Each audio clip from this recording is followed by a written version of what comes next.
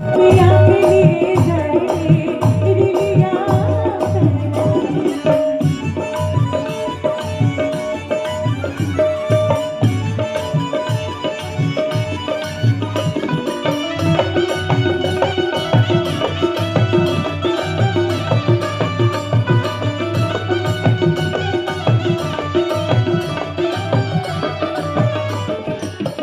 जवनित कसवा से पिया मोर जइहे जवनित कसवा से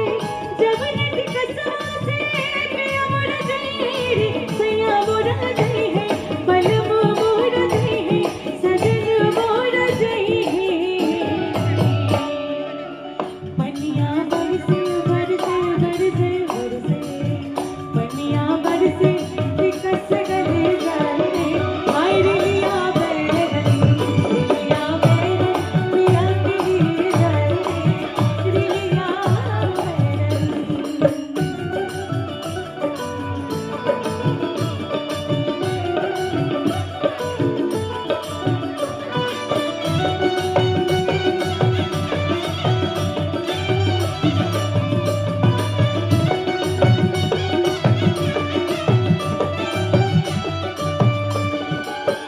जवनी सहरवा में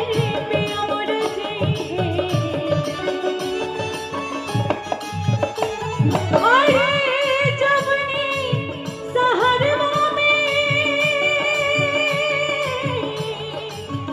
पिया मोरा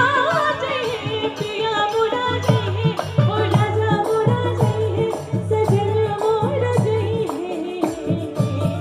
जवनी सहरवा में पिया मोरा जइहे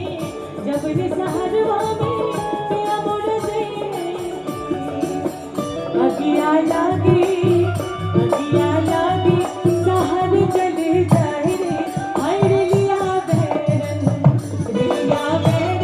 पिया के लिए जाए रे हाय रिलिया बैरन पिया के लिए जाए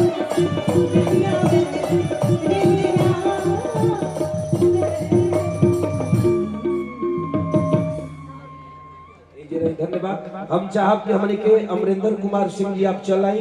और ए संगीत जगत के महान बेटी पारू नंदा जी के हमने के स्वागत कर जाओ। चलाई राजिया